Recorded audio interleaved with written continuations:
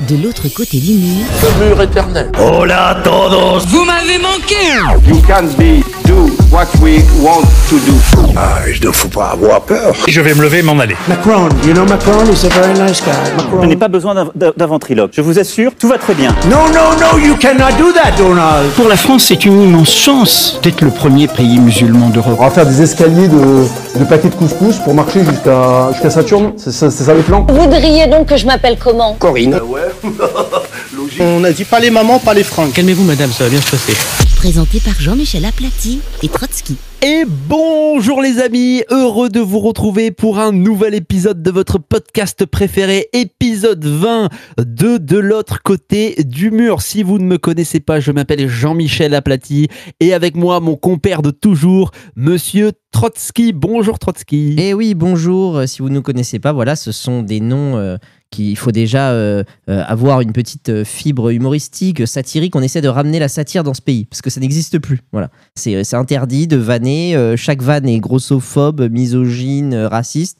Nous, on essaie de faire un petit peu d'humour. Donc moi, je m'appelle Trotsky, à l'opposé de mes idées politiques, on va dire. Et Jean-Michel Aplati, vous aurez reconnu la référence à un certain journaliste. Vous connaissez évidemment mon père spirituel. Eh oui, une France qui va mal, les amis. Une France pleine de censure. Une France qui ne rigole plus. Heureusement, nous sommes là pour vous divertir et pour vous informer dans le cadre évidemment des conventions de Genève. Convention de Genève qui, je le rappelle, ne concerne que le canton de Genève. Voilà, sorti du canton de Genève, on peut faire évidemment ce qu'on veut. Et donc nous, comme on n'est pas à Genève, écoutez, c'est ça, on est sur Spotify. C'est un peu les eaux internationales. Si vous voulez, c'est comme les radios pirates à l'époque qui étaient dans les eaux internationales. Eh bien, écoutez, nous, c'est ça. Sauf que là, sur les eaux internationales, il y a quelques torpilles de sous-marins qui, des fois, nous torpillent. Parce que, attends, on n'a pas débriefé si on allait parler de ça, mais j'aimerais quand même le dire. Ça fait la 3e fois qu'au bout de 4 heures, le podcast passe en privé sur YouTube tout seul. Ah, mais c'est insupportable. Non, mais attends, sans déconner, le podcast sur les Philippines, je comprends, on parle de violence, machin. Le podcast sur Marine Le Pen, débriefing, où franchement, on a mis du pour, du contre, on a essayé un peu de faire le tour de la question. Et là, donc on le publie à 18h. Et qu'est-ce que je vois à 1h du matin?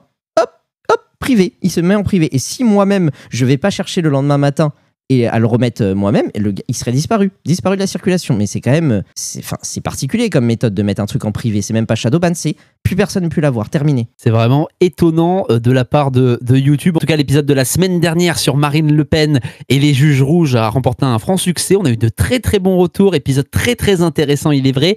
On a d'ailleurs fait un petit sondage évidemment, vous nous connaissez, toujours un peu graveleux. Oui. Faut-il virer les juges communistes du pays?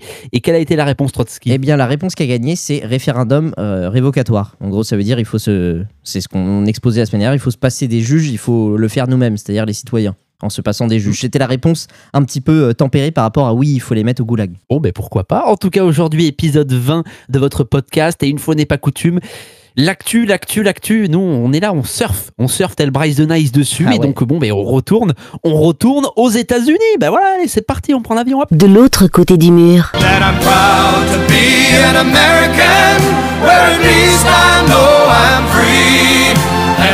Et oui, les États-Unis qui font encore une fois parler d'eux, les amis. Trump est arrivé au pouvoir en fin janvier, c'est ça? Ouais, c'est ça. Non mais de fin janvier à... Alors là, on enregistre... tout ce qu'on va dire aujourd'hui est susceptible de changer puisqu'on enregistre un peu plus tôt que d'habitude. C'est ça, on enregistre aujourd'hui, nous sommes le jeudi 10 avril. Du 26 janvier au 10 avril, j'ai l'impression qu'on aurait pu faire 12 émissions sur Trump. Mais oui. Le mec ne s'arrête pas. Vous remarquerez d'ailleurs, mes chers amis les auditeurs, que cette fois-ci, mon ami Jean-Michel ne me vanne pas pour l'avoir harcelé à parler des États-Unis, parce que, si vous voulez, on fait une petite réunion avant l'émission pour vous dévoiler toutes les coulisses. Et on se dit, alors, on va parler de quoi? On se balance des sujets, on s'échange, et puis, en bonne intelligence qu'on est, on choisit. Et là, moi, je lui envoie directement, est-ce qu'on parlerait pas de la guerre commerciale MDR? En me disant, il va encore me dire, arrête de parler avec des États-Unis, et il a cédé cette fois, pour la 4e fois, pour le 4e épisode en 20. Oui, il a cédé. Mais qu'est-ce que vous voulez que je vous dise? Mais en même temps, Trump, il Il est, en fait, qu'on l'aime ou qu'on ne l'aime pas, il est incroyable et surtout, il prouve la nullité de nos politiques, les amis, mais c'est sidérant. Hein. Ouais. Le mec fait un discours au Congrès il y a 2 mois en disant à partir du 2 avril, des tarifs douaniers rentreront en vigueur. Le 2 avril, tout le monde fait « Ah, mais quoi? Comment ça se fait que des tarifs douaniers, on comprend pas ?» Mais les gars, fallait juste l'écouter, en fait. Ouais. C'est un président qui dit ce qu'il va faire. Et qui fait ce qu'il dit. Et comme c'est dans le étonnant, monde ça. occidental, et comme dans le monde occidental, on n'a plus l'habitude parce que oui, comme vous votez pour des présidents en fait qui font pas du tout le quart du programme de ce qu'ils proposent, vous êtes surpris. Vous vous dites mais putain, qu'est-ce qui se passe? Est-ce que tu peux m'autoriser, là il est peut-être un peu tôt dans l'épisode, là ça fait à peine 4 minutes, pour aller directement au sommet de la provocation et de l'indécence, mais c'est en même temps une petite vanne et c'est en même temps vrai. Est-ce que c'est trop tôt et tu me dis bon attends, réserve-toi pour plus tard ou c'est bon? Non, rien n'est jamais trop tôt, vas-y. Tu as dit que les dirigeants occidentaux n'annonçaient pas ce qu'ils allaient faire. Il y en a un vers les années 1940, plutôt outre-Rhin. Lui, il avait écrit un livre où il avait dit précisément ce qu'il allait faire. Hein. Donc ça arrive qu'ils disent précisément ce qu'ils vont faire. Ça a pas plu et depuis les mecs ils disent non mais attendez, on va pas du tout faire ce qu'on dit. Ouais, c'est ça. Mais voilà, c'est pour la vanne parce que évidemment, mais ça tu sais que on plaisante et j'ai pas dit le nom pour les algorithmes. Hein. Vous remarquerez, c'est pas pour faire une vanne, une métaphore filée. Hein. C'est juste pour les algorithmes que j'ai pas dit le nom, les gars. Mais ça, c'est un vrai sujet. Comment qui s'est passé en Allemagne entre 39 et 45, même évidemment avant, à, comment dirais-je de manière polie, à homosexualiser l'Europe pendant des décennies et des décennies. Oui, c'est vrai. Plus jamais ça. Donc comme on veut être sûr que ça n'arrive plus jamais, eh ben on va devenir des grosses tentouses. Oui, et puis tout ce qui ressemble, dès qu'il y a un point commun, même le plus lointain possible, ah ben regardez, voilà, c'est les années sombres qui reviennent. L'Allemagne sous 40, ah bah ça y est, c'est reparti. Tu sais, les gars, vous voyez ce que je veux dire avec l'époque qui a changé et tout, il y a 1000 trucs qui ont changé, mais tu sais, on te ressort ça comme une étiquette, mais c'est ce qu'on disait précisément. Je vous renvoie à cet épisode, si vous n'avez pas encore écouté, il avait connu aussi un franc succès, c'est l'épisode sur l'AfD, l'épisode sur l'Allemagne, où on disait qu'en fait les opposants ils allaient coller des affiches AfD égale NSDAP et tout, voilà, c'était leur seul argument pour dire que l'AfD c'était de la merde, c'était que c'était les nouveaux nazis quoi. Trump qui respecte donc ses engagements de campagne. Oui, pendant la campagne présidentielle, il avait dit que les plus beaux mots de la langue américaine c'était tarifs douaniers. Bon, bah, visiblement, il a appliqué tout ça en mettant des tarifs douaniers à tout le monde, les amis, et surtout, évidemment, à la Chine, ce qui, aujourd'hui, on peut le dire, en fait, aujourd'hui, les États-Unis sont en guerre commerciale avec la Chine. Alors, il avait annoncé des tarifs douaniers à plus de 104%. Et aujourd'hui, donc là, ça vient de tomber. Aujourd'hui, les tarifs douaniers entre les Américains et les Chinois sont passés à 125%. La Chine qui a bien évidemment répliqué. Et Trump vient d'annoncer il y a quelques minutes une suspension de 90 jours des droits de douane, des tarifs douaniers. Et vous allez voir, on va décortiquer ça, ça va être très très intéressant. Mais pour les autres, pas pour la Chine. Oui, évidemment, pour tout le monde, sauf pour la Chine. Sauf la Chine, ouais, c'est ça le truc de fou. Et alors, moi je voulais juste mettre un petit disclaimer, comme disent les jeunes, comme disent les youtubeurs, voilà, je m'adapte au format, hein, comme tu vois, au bout de 20 épisodes, je sais comment vous parler, les jeunes sur YouTube et en podcast. Ce sujet-là, moi, à la base, c'est un sujet qui me faisait énormément chier. Voilà, ça me saoulait parce qu'il n'y a que des courbes, des chiffres, on balance que des mots qui ne sont pas dans notre quotidien, quoi. Excédents commerciaux, oui, alors le CAC 40 s'est réveillé à la hausse sur le baril de pétrole. Enfin, c'est hyper chiant. Donc nous, on a décidé de pas faire ça en mode chiant, évidemment, d'essayer de vous expliquer comment dans votre quotidien concret, ça va vous concerner, et surtout avec des exemples. En fait, avec des exemples, c'est hyper facile à comprendre, et moi je me sens pas économiste, si vous voulez, de métier, mais en expliquant, en faisant des petites recherches, j'ai assez vite compris ce qui se passe.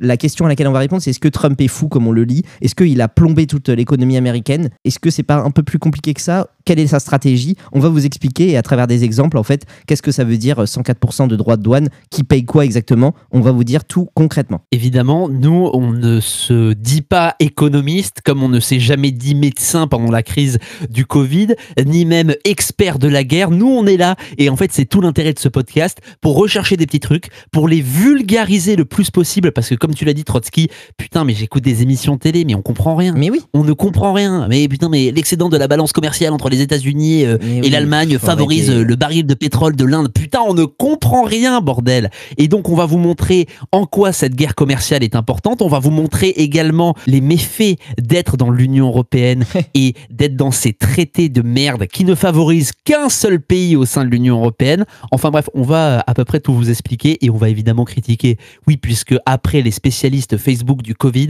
les spécialistes Facebook de la guerre en Ukraine, on a aujourd'hui les spécialistes Facebook de l'économie. Oui, c'est ça. Des courbes. C'est des courbes vertes qui montent et des courbes rouges qui descendent. En fait, la vérité, pourquoi j'ai proposé ce podcast dans notre petite réunion, c'est à cause d'eux. Mais c'est insupportable. En fait, j'ai lu des commentaires. Mais en fait, ils commentaient des articles de presse, vous savez, sur Instagram, tout ça, il y a plein de médias en ligne qui font alerte info, les droits de douane passent à 104% pour les États-Unis et la Chine. Et là, t'as des mecs qui commentent, dis donc, Trump, il va plomber les États-Unis. Ah bah ça y est, alors, c'est lui le milliardaire qui était super fort pour dealer. Bah finalement, il se fait enfler. Et t'avais des mecs, il y a une vidéo, je sais pas si vous avez vu, qui est sortie. Elon Musk, il a un record top 10 mondial sur un jeu, là, c'est sur Diablo, je crois, qui est un des jeux les plus durs. Et en fait, les gens l'accusent de tricher. Ils lui ont dit non, c'est pas toi qui as obtenu ce record-là en ligne, je sais pas quoi. Et donc Elon Musk a commencé à streamer pour montrer qu'il a joué, qu'il jouait. Et sauf qu'il s'est fait éliminer très vite dans le jeu. Et les gens commentaient, les Français, sur la publication, disaient aussi fort en jeu vidéo qu'en économie. Mais attendez, mais le mec, il a 3 entreprises révolutionnaires. C'est le mec le plus riche du monde. Moi, je suis pas si vous voulez, moi, c'est pas mon fantasme, hein, les riches et des lignes de compte toujours plus fournies. Oh, combien de milliards et tout. Mais de fait, le mec, si vous voulez, si l'économie, c'est le jeu final, mais lui, il a gagné, en fait. Donc ça, c'est incroyable comment nous, les petits Français, en faisant un screenshot de la bourse, auquel ils ne comprenaient rien, hein, qu'on soit très clair. Je veux dire, personne ne saura m'expliquer exactement l'entreprise, combien de points de pourcentage ça l'a fait baisser, ça veut dire qu'elle a baissé sa cotation, concrètement, qui a perdu de l'argent, personne ne saura m'expliquer ça. Mais par contre, pour mettre des screenshots, regardez, Séoul a ouvert avec moins 3%. C'est très grave ce que fait Trump. Putain, mais... Et alors, si vous nous écoutez depuis pas mal d'épisodes, moi je me refuse toujours à dire qu'un dirigeant, surtout d'une puissance nucléaire, est fou. Je me dis toujours que c'est impossible que ces gens-là soient fous, à la limite que ces gens-là soient incompétents. Après tout, on vit en France, on est sous le mandat d'Emmanuel Macron depuis 8 ans, on peut se dire que oui, il est incompétent, quoique. Ça dépend pour qui tu roules. Comme tu le dis très bien, on a eu tous ces spécialistes. Alors, on a eu David Guiraud, le député de la France Insoumise, qui nous a mis sur X avec un screen du 440 en baisse, là. Ouais. Alors, quelqu'un a des nouvelles de ceux qui veulent la retraite par capitalisation durant les grandes tempêtes? Rien de plus fiable et de plus solide que notre système de retraite par répartition. Vive la sécurité sociale! Et alors là, c'est là où on adore Elon Musk, puisque vous le savez, depuis qu'Elon Musk a repris X, il a ajouté les petites notes juste en dessous des tweets. Il a mis la démocratie, en quelque sorte. Exactement. Et alors, les lecteurs ont ajouté une note qui m'a fait rire. En 38 ans, la valeur du CAC 40 a augmenté de plus de 600%. La performance d'une retraite par capitalisation doit être observée sur sa durée de cotisation, minimum 40 ans, et non sur une performance isolée d'une seule journée. Allez, salut les gars. C'est très drôle. Alors, si tu me permets de démonter un premier argument de ces gens qui ont screené la bourse, j'aimerais qu'on commence directement pour dire pourquoi c'est de la merde, parce que j'ai dit que c'était absolument pourri comme raisonnement. Pourquoi? Je vais vous donner des arguments, comme d'habitude. Nous, c'est pas des mots qu'on envoie comme ça dans l'espace en espérant que vous soyez convaincus, juste en nous écoutant, en nous croyant sur parole. Non. Pourquoi c'est de la merde? Premièrement, pour les gens, peut-être qu'il y en a qui nous écoutent, qui suivent la bourse de manière assidue, personne n'a tiré de conclusion jamais de la vie en un jour. Voilà, quand je veux dire, il y a moins 80, je sais pas si c'était peut-être moins 70%, je sais pas quoi, à Séoul en un jour. En fait, il y a aucun mec à ses actions qui s'est barré et tout. Ça c'est les noobs total. Personne ne tire des conclusions à un jour. Oui. Et puis je me permets de dire quelque chose, une action, tant que tu ne la vends pas, tu n'es pas perdant. Si tu veux, moi j'ai eu des crypto-monnaies fut un temps. Ouais. Bon quand mes crypto-monnaies baissaient, si je ne les vendais pas, je ne perdais pas d'argent. J'attendais tout simplement que ça remonte. Bon là, c'est à peu près la même chose. Oui, parce qu'en fait, tous ces gens qui vous ont fait des screenshots, premier argument pourquoi c'est de la merde, la bourse, ça se fait moyen long terme. Évidemment, il y a toujours des baisses, des hausses, des baisses, des hausses, sauf qu'il se trouve que les cycles, pour l'instant, la font monter. CF, les notes de la communauté sous le tweet de David Guiraud, c'est exactement ça. Tu m'as fait une belle passe décisive. Deuxième argument, en fait, je tiens à vous dire, les bons amis, que ça, c'était mardi. Moi, où j'ai vu tous les screens. Et voilà, Musk nul à chier à l'économie, Trump est en train de saloper. Ah bah alors, c'est lui, bravo, hein, bravo le mania de la finance. Ah bah mercredi, jeudi, 2 jours d'augmentation consécutive. Mais là, personne nous screen tous les trucs en vert en disant que c'est un génie. Donc voilà, d'un jour à l'autre, en fonction. Surtout que là, en fait, le mec est en train de dealer. Donc en fait, tout change très très vite. Mais c'est pas pour autant qu'il y a des conclusions. En fait, quelle entreprise a fermé en un jour parce qu'ils ont pris moins 12% de leur cotation en bourse? Donc ça, c'est pourri. Et ensuite, juste pour expliquer un tout petit peu, vraiment un tout petit peu, qu'est-ce que c'est que ce CAC 40 machin? Moi, vous savez que j'ai une aversion mais complète pour ces trucs-là, parce qu'en fait, ça me saoulait. À l'époque, sur iPhone, le début d'iPhone, je crois que c'était iPhone 4, je crois, quand t'avais le menu à gauche pour rechercher, t'avais direct la bourse qui s'affichait. Et c'était une des seules applications que tu pouvais pas supprimer avec calculatrice. C'est vrai, c'est vrai. Ils t'imposaient ça. Putain, et tous les matins aux infos, et le CAC 40. En fait, un truc dont quasiment personne ne comprenait rien, personne n'avait des actions. Putain, il t'imposait ça me dégoûtait. Et donc là, je me suis dit, bon, je vais quand même essayer de comprendre un peu ce principe-là, parce que visiblement, c'est the place to be en ce moment. En fait, ça veut dire quoi? Les plus grandes entreprises, donc CAC 40, nous en France, c'est les 40 entreprises les plus grosses, cotées en bourse. Ça veut dire qu'ils ont des actionnaires, c'est-à-dire toi et moi, on a payé des actions, on a une petite partie de l'entreprise, en fait, en fonction de leurs bénéfices, on a des pourcentages à la hauteur de ce qu'on détient de l'entreprise. Et donc, notre partie de l'entreprise, en fonction de si l'entreprise, elle va bien ou elle va mal, elle vaut plus ou moins d'argent. Si j'ai mis $10 et que l'entreprise elle fait bénéfice sur bénéfice sur bénéfice d'année en année, mon action à $10, bah, peut-être que 1% de l'entreprise, bientôt, ça vaudra $100, $2000, etc. Comme Pfizer, par exemple, qui avait explosé ses actions. Et par exemple, quand les maisons de retraite, il y avait un reportage qui était sorti sur les maltraitances dans les maisons de retraite, bon, bah là, ton action que tu avais acheté $100, bah, tu pouvais la revendre que $20. Ça avait baissé. Sauf si tu attends des années que ça remonte, etc. Voilà pour le petit débroussaillage, quoi. Ou si vous aviez investi dans Lotus, par exemple, pendant la crise Covid, si tout le monde est allé acheter du PQ, bon, ben forcément, vous vous êtes enrichi sur le PQ. En tout cas, Trump est en train de dealer dans un but bien précis. Son but est très précis et de réindustrialiser. Ouais. Chose que ici en France, on aimerait bien faire, mais qu'on ne peut pas faire puisque nous sommes dans un système communiste. Eh oui, les amis, la France, c'était l'industrie sans entreprise. Oui, ça, c'était un des slogans français, les amis. C'est comme, vous voyez, en France, il y a des gens qui se réunissent et qui se sont dit pour la santé, attendez, les gars, si on mettait un numerus clausus sur la médecine, si on sort moins de médecins, il y aura peut-être moins de malades. Bon, ben voilà, en France, on est un peu comme ça. Et Trump, lui, il n'a pas le time. Trump, il est là, il marche pour qui? Il marche pour la classe moyenne et il a clairement dit, je suis là pour redonner de l'emploi aux Américains. Et qu'est-ce qui coûte l'emploi aujourd'hui, les amis? Eh ben, ce sont les délocalisations. Eh oui, qu'est-ce que vous voulez faire contre un Shintok qui est payé 2 € de l'heure? C'est ça. En fait, moi, j'aimerais m'adresser à mon prof d'histoire, de SES, etc., qui nous ont vendu à l'école, tenus par, non pas les juges rouges, mais les profs rouges. Dédicace, je sais que les profs qui nous écoutent, ils adorent quand on les attaque, donc je le fais encore plus. Et moi, je me souviens avoir appris en SES, voilà, sciences économiques et sociales, c'est super, que, en fait, oui, mais vous comprenez, nous, on a moins d'industrie en France, mais pourquoi? Parce qu'on est passé à la phase du tertiaire, et en fait, eh bien, on achète les produits dans les pays qui, eux, ne savent que faire des trucs à la chaîne. Voilà, c'est ces gros cons. Et nous, derrière, on fait des hautes technologies. Alors ça, c'était bien peut-être dans les années 90, quand c'était la Chine qui faisait dans les grandes usines les iPhones, qui faisait les baskets et tout, nous les rachetait pas cher. Et comme ça, nous, on faisait les banques, on faisait le service, on faisait les médias, enfin voilà, tout ce qui nécessitait de hautes compétences, on va dire, le trading. Sauf que... il s'est passé un truc, bon il s'est passé plein de trucs, il s'est passé que la Chine eux-mêmes ont réussi en fait et à garder leurs industries et les trucs vraiment de merde à l'acheter moins cher au Bangladesh, etc. Donc même eux c'est plus les derniers des salaires, même eux ils ont augmenté. Et en plus il s'est passé un truc pendant ma période préférée, vous savez que là, j'en ai pas parlé la semaine dernière, ça m'a manqué. Pendant le Covid, il s'est passé un truc, c'est que tiens, tout le monde veut du Doliprane. Parce que, souvenez-vous, il faut rester à la maison et prendre du Doliprane. Tout le monde veut du Doliprane. Alors, c'est cool, mais sauf que la Chine, ils ont confiné tout le monde et ils leur en donnent, donc ils gardent pour eux. Alors, nous, on va du coup aller demander à nos entreprises d'en fournir. Ah! Alors, mais c'est exceptionnel. J'allais parler du Doliprane. Bah oui. Mais mec, c'est exceptionnel. J'allais vous dire justement, on ne produit plus que l'emballage du Doliprane en France, les amis. Le Doliprane est produit en Inde. Non mais c'est incroyable. On n'est pas à côté. J'allais en parler. Et oui, parce que en fait, ce mensonge de c'est pas grave de rien produire. Ce qu'il faut, c'est garder les brevets.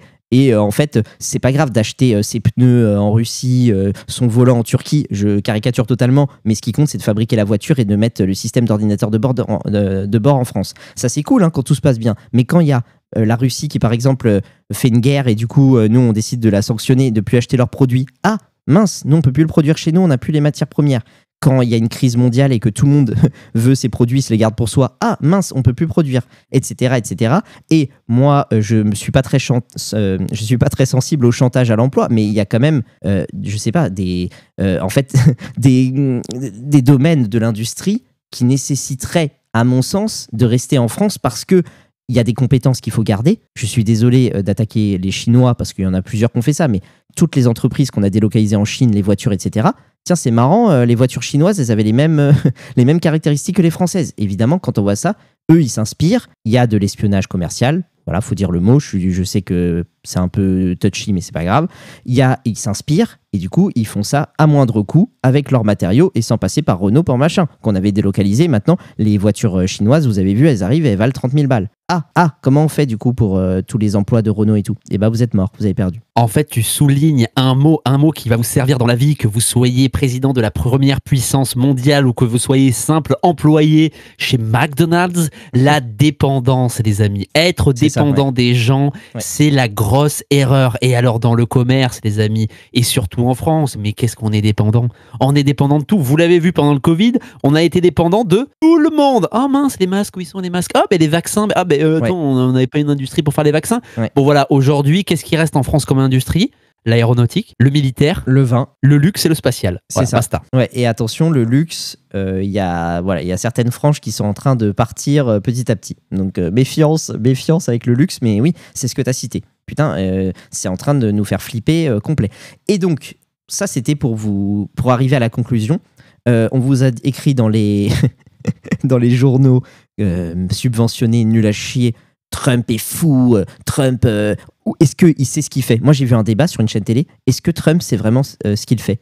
Mais attendez, mais... Non. En fait, non, mais moi, je suis désolé, je veux dire, j'ai pas bac plus 160. En fait, j'ai très bien compris ce qu'il fait. Là, il est en train, tel un enfant de 5 ans, de tester les limites un peu des uns et des autres. Il met des taxes et tout pour que les entreprises américaines ou les entreprises étrangères se disent « Mais attends, on va produire directement aux États-Unis, on n'aura pas les taxes, il va nous offrir des conditions totalement avantageuses, on n'aura pas les taxes de douane, etc. Du coup, produisons aux États-Unis. » Et c'est ce qu'il avait fait en 2017 et ce qui avait plutôt bien marché, hein, selon un avis assez général. T'as tout à fait compris ce qu'il était en train de faire, etc. Et en plus, moi, ce que j'adore dans ces médias, c'est que donc il se pose la question si Trump est fou, mais par contre, il ne se pose jamais la question si Emmanuel Macron, l'homme aux 3 milliards d'euros de dette, lui est fou ou s'il est compétent. Non, lui, tout va bien en fait. Lui, il creuse un peu plus la tombe de la France économiquement, mais lui, ça va. Exactement, Trump, t'as tout compris, Trump est en train en fait de tester les limites et c'est d'ailleurs pour ça qu'il vient à peine de suspendre tous les tarifs douaniers,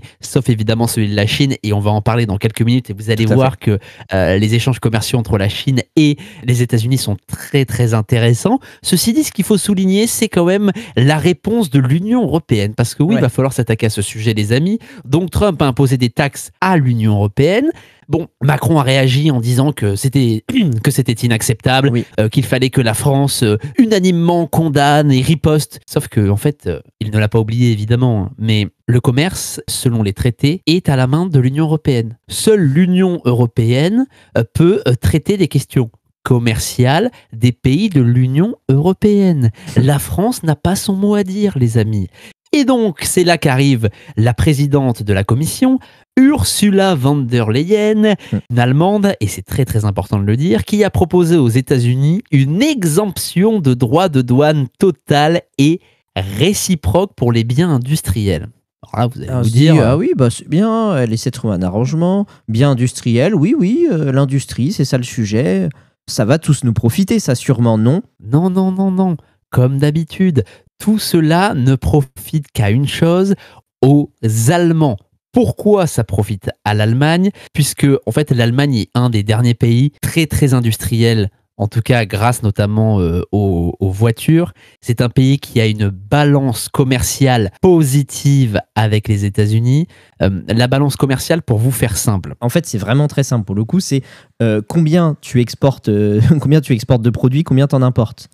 Exactement. Si tu exportes plus de produits que tu en importes, t'es bénéficiaire. Si tu en importes plus que tu en exportes, t'es déficitaire. Voilà. Et les Allemands ont la balance commerciale la plus excédentaire de l'Union européenne. Et du coup, eux, les mecs, veulent continuer à exporter leurs voitures. Et puis tant pis pour les autres pays.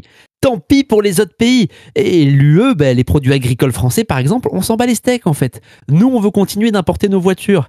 Et Ursula von der Leyen est dans cette stratégie-là de favoriser, comme toujours, les Allemands, mais ça ne date pas d'hier. Évidemment, je ne sais pas si vous avez eu la connaissance de cette phrase, dite par l'ancien président de la Commission européenne à Sarkozy en 2011. « Tu ne vas quand même pas sacrifier l'industrie automobile allemande pour quelques poulets français, voyons. » Et en fait, il est là tout le problème de ce marché commun de l'Union européenne, c'est qu'il profite toujours aux mêmes personnes. Oui, et on va pas revenir, on avait un petit peu détaillé, il me semble, sur Russie-Ukraine, mais Russie-Ukraine, vous savez que les Allemands n'ont jamais joué le jeu des sanctions pour ne pas se retrouver dans la merde niveau électricité.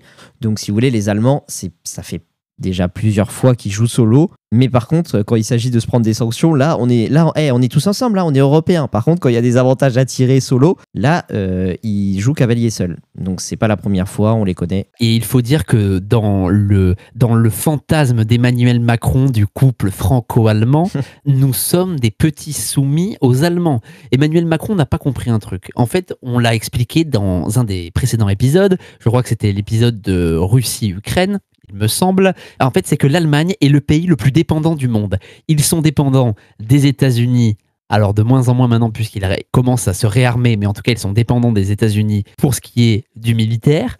Ils sont dépendants de la Russie pour ce qui est du gaz. Ils sont dépendants de la France pour ce qui est de l'électricité. Et donc, nous, comme des petites merdes que nous sommes, quand la guerre en Ukraine et en Russie a commencé, qu'est-ce que nous avons fait? Nous avons indexé les prix de l'électricité sur le prix du gaz. Oui, parce que qui ça a arrangé le gaz? C'était les Allemands. C'était en fait s'indexer sur le prix de l'Allemagne en quelque sorte. Donc bref, ça c'était une arnaque complète et totale.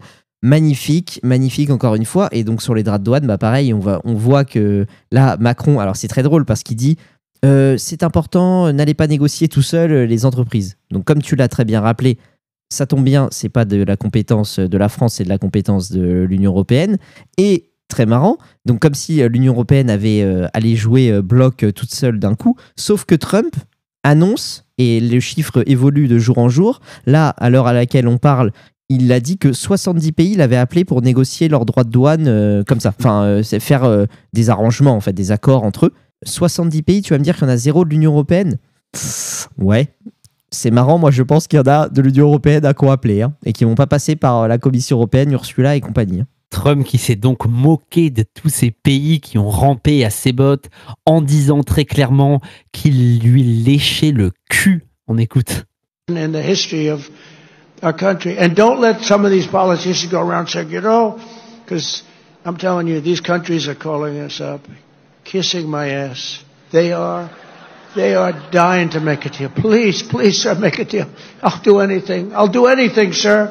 Oui, en gros, il dit, s'il vous plaît, faisons un accord, je ferai n'importe quoi. Ils m'ont tous appelé pour me lécher le cul. Voilà, en gros, ce qu'il dit. Oui, il dit, s'il vous plaît, passons un accord. Donc, en fait, Trump, qu'on l'aime ou qu'on l'aime pas, quand on fait le bilan à froid de ce qu'on est en train de vivre, il n'est pas si fou que ça, mais c'est évidemment évident que le président de la première puissance mondiale n'est pas quelqu'un de fou, bien au contraire. Ceci étant, l'augmentation des droits de douane a forcément un impact sur les entreprises américaines et surtout sur le consommateur. Oui, parce que j'aimerais expliquer la mécanique un petit peu concrètement, qu'est-ce que c'est que cette augmentation des droits de douane, parce que je trouve qu'on ne l'a pas assez dit. Et que les mecs, là, sur les plateaux à BFM et tout, ils commencent comme ça, nous expliquer les droits de douane, ceci, machin, plus 11% à l'inflation. Est-ce qu'on pourrait revenir à la base et arrêter de faire comme si tout le monde était économiste? Droits de douane, plus, par exemple, 100%. Allez, je vais prendre un chiffre simple, vous me permettez, même si c'est 104%, mais voilà. Prenons, même si là, ça aurait augmenté, c'est 120, c'est ça, avec la Chine à l'heure actuelle. 125. Voilà, 125. Allez, prenons 125, c'est un chiffre assez rond, ça va.